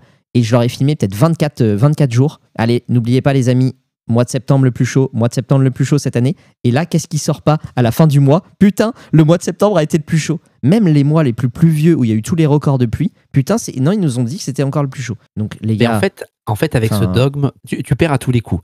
S'il fait chaud, c'est le réchauffement climatique. Et s'il fait froid, c'est le dérèglement climatique. Oui. Donc, dans les deux cas, en fait, t'es baisé, si tu veux. Certes, non mais exactement. Et ce qui est trop marrant, c'est que si par exemple il y avait moins 10 degrés sur un mois, ah oui, mais c'est normal. C'est parce que eh bien, les différences de température sont bien plus importantes, etc. Mais ce qui est marrant, c'est que si vous faites un peu, amusez-vous sur Internet, vous cherchez moi le plus chaud, vous allez trouver que des articles qui disent moi le plus chaud. Et si vous cherchez intempéries, par exemple, plus de pluie, vous allez trouver qu'il n'y a jamais eu autant de pluie. En même temps, c'est le plus chaud. En même temps, c'est il y a le plus de pluie. Alors moi, je suis d'accord qu'il y a des changements. Je dis pas qu'il y a aucun changement, attention. Moi, je dis juste que en fait, tout ça va nous induire à payer un passe carbone, que tout ça va nous mettre des taxes dans la gueule, etc. Et que vous serez content d'avoir ces taxes-là et que vous allez le justifier. Ah mais oui, c'est bien normal, tu as pris l'avion, tu peux bien payer 200 € de plus. Et en fait, on va être battu, cocu et content. Et puis moi, je vous invite, les amis, à lire des articles du début des années 2000 qui nous prédisaient une montée des eaux exceptionnelle. Plus de Bretagne. On ne verra plus La Rochelle, les amis. On ne verra plus à l'île de Ré, les amis. Tous les riches, ils construisent des maisons sur la côte. Peut-être qu'ils sont pas au courant, après tout. Bah, ils sont cons. Tu sais, les riches n'ont pas Internet. Donc, si tu veux, ils ne regardent pas. Et alors, moi, je redirais un dernier argument, mais ça, je sais que ça va nécessiter un épisode spécial. Parce que là, c'est beaucoup trop... Enfin, la propagande est beaucoup trop ancrée. Je sais que ça nécessitera un épisode spécial. Si vous êtes chaud pour avoir un épisode spécial écologie, etc., envoyez-nous un petit message. Parce qu'entre les éoliennes, l'arnaque des éoliennes, entre l'arnaque des voitures électriques, il y a 1000... et un sujet, c'est absolument phénoménal, sur l'électricité, etc. Et alors, en fait, moi, l'autre truc que je voulais dire, ce qui est trop marrant, c'est qu'en fait, si vous regardez, tout le monde se base sur le rapport du GIEC. Le rapport du GIEC qui se base sur un espèce d'algorithme, sur des prévisions, et tous les 2 ans, leur rapport, l'algorithme change. Et on nous dit, ah oui, mais attendez, parce qu'en fait, là, on a mis à jour les résultats et tout. Et en fait... là, par exemple, on est en train de prendre des décisions sur un algorithme qui, dans 2 ans, nous dira « Ah non, désolé, ça a changé, en fait, c'est plus ça. Ah non, en fait, c'est peut-être un peu moins grave. Ah non, en fait, c'est peut-être un peu plus grave. » Et ça change tout le temps. C'est, si vous voulez, c'est des astrophysiciens, les mecs, mais qui jouent, si vous voulez, ils lancent des dés. Et en fonction du résultat des dés, on prend des décisions. Mais c'est assez hallucinant parce qu'on interprète des résultats hypothétiques. Et extrapolés. Ça nous rappelle les tests antigéniques du Covid-19. C'est un peu ça. Et allez, les amis... Les amis, on finit à cette rubrique, pour pas être trop long. À Saint-Ouen, les parents ont voté. Ça y est, l'école maternelle cernée par les dealers déménagera bien fin avril. C'est magnifique. Oui. Et vous payez 67% d'impôts. Exactement. Et vous devez être content. Et oui, c'est ça. Parce qu'une fois que tu as payé les impôts, bah, tu vas quand même déménager si les dealers sont là. C'est quand même pas, on va pas quand même pas virer les dealers. Bah non, tu te doutes bien. Donc là, je vous demande de vous prendre une petite inspiration pour résumer la situation. Donc, j'ai une école maternelle, des petits-enfants, etc. Il se trouve qu'il y a des dealers autour. Là, c'est comme dans, vous savez, des fois, les jeux vidéo, tu as plusieurs choix. Tu sais, quand tu parles à un personnage. Là, je parle au maire de la ville de Saint-Ouen. Bonjour, monsieur. Alors, qu'est-ce qu'on va faire face à cette situation ? Solution A, je déménage l'école maternelle. Donc, avec tout le coût que ça a, qu'est-ce qu'on fait des bâtiments qu'on laisse vides ? Tous les gens qui, du coup, habitaient à côté n'habitent plus à côté. Voilà. Solution B, je vire les dealers. Qu'est-ce que je viens bien pouvoir prendre ? Eh bien, on va virer l'école maternelle. Parfait, bienvenue en France. Magnifique, je pense que voilà, c'est absolument génial. Et les parents, du coup, ont voté. Parce que j'imagine les solutions autres qu'on leur a proposées. Hein. Alors, c'est soit ça, soit c'est les dealers qui font court. On va déménager, hein, c'est mieux. Oui, bah oui. Oui, parce qu'on n'est pas là pour accabler les parents, évidemment. Eux, les parents, ils veulent juste que leurs enfants soient en sécurité. Évidemment. Il n'y a aucun problème avec ça. Hein. Mais évidemment, c'est quoi ce pays de fous où on préfère déménager une école que plutôt arrêter tous les dealers, en fait ? Est-ce que vous voulez que j'appelle Duterte ? Oui. Non, parce qu'il est pas loin, là. Il est à la Cour européenne des droits de l'homme, c'est en Hollande. S'il faut, il débarque. Il débarque en claquette et avec des flingues. Donc, il n'y a aucun problème, les amis. Ah putain, mais c'est vrai, c'est quand même... là, tiens, on s'habitue. Mais c'est pour ça que j'essaye un petit peu d'insister. Imaginez, les gars, on déménage toute une école, l'organisation, parce qu'on ne peut pas virer des dealers. Mecs qui sont dans l'illégalité, que tout le monde connaît, on le sait. Hein. Mais en fait, j'ai envie de vous dire, c'est la contorsion française. En fait, les Français sont les spécialistes de la contorsion. Ils voient le problème, mais ils essayent de l'éviter par tous les moyens. Donc, si vous voulez, il y a des quartiers dangereux remplis d'immigrés. Bon, ben, qu'est-ce qu'on va faire ? On va payer un tout petit peu plus cher notre loyer pour être un tout petit peu plus loin d'eux. Il y a des écoles entières fréquentées par les frères de ces dealers-là. Ben, on va les mettre dans le privé. Et ainsi de suite, en fait. Et on contourne jusqu'au jour exactement, jusqu'au jour où vous ne pourrez plus contourner, les amis. Donc, remettez-vous en question. C'est soit, en fait, mais c'est vrai que tu dis quelque chose de absolument passionnant et d'important, c'est que, en fait, vous avez deux solutions. C'est comme le petit personnage là. Là, vous me parlez, je suis un personnage, un PNJ d'un jeu vidéo. Je suis voilà, vous me parlez, vous avez deux solutions. Moi, je vous donne les deux solutions. Solution A, vous devenez très très riche pour être dans une des rues privées de Neuilly-sur-Seine, par exemple. C'est-à-dire que ces rues-là, vous ne pouvez pas y aller si vous n'y habitez pas. Il y a 2 gardiens, etc. Où il y a, par exemple, Sarkozy, etc. qui habitent. Solution A, donc là, vos enfants sont dans le privé, vous avez un chauffeur, etc. Comme ça, vous êtes très en sécurité, vous bénéficiez du cadre de vie de la France dans votre petite résidence privée. Tout en votant socialiste. Bien sûr, évidemment. vous votez socialiste ou macroniste, il n'y a pas de souci. Solution B, vous faites changer la France. À mon avis, c'est l'un ou l'autre, hein, comme vous voulez. Mais sinon, vous allez vivre dans la merde. Ça, c'est la solution C. Douce France, cher pays de mon enfance, je t'ai gardé dans mon cœur. Eh oui, les amis, c'est pas de la nostalgie, mais moi, cette chanson, c'est vrai qu'elle me rappelle un peu mon enfance. C'est l'allégorie de mon enfance, en fait. Et je la voyais douce, cette France, et plus je grandis, plus j'ai l'impression qu'elle est de moins en moins douce, les amis, et c'est pas pour taper. On n'est pas là pour taper, mais on est là pour dénoncer et pour dire bordel, qu'on s'en il souvienne. faut vraiment il faut que ça change à un moment. Donc écoutez, à votre échelle, essayez d'influencer pour que les choses elles changent et pour que vos enfants ils puissent grandir en sécurité et que vous soyez pas obligés de vous expatrier en Hongrie en fait pour être en sécurité. Non, vous êtes chez vous, défendez-vous bordel. C'est ça. Donc voilà, et on a le pouvoir. Franchement, on a le pouvoir, la vérité. En tout cas, on espère évidemment que cet épisode vous aura plu, les amis. En tout cas, nous, on s'est régalé à le faire. Donc, n'hésitez pas à le partager en masse. Le petit like sur YouTube qui fait toujours plaisir. Voilà, le petit commentaire. Bravo, les gars. Tu vois, ça nous fait plaisir. Voilà. Et on se retrouve évidemment la semaine prochaine. Et oui, bien sûr, sans faute. Allez, ciao Trotsky. Salut.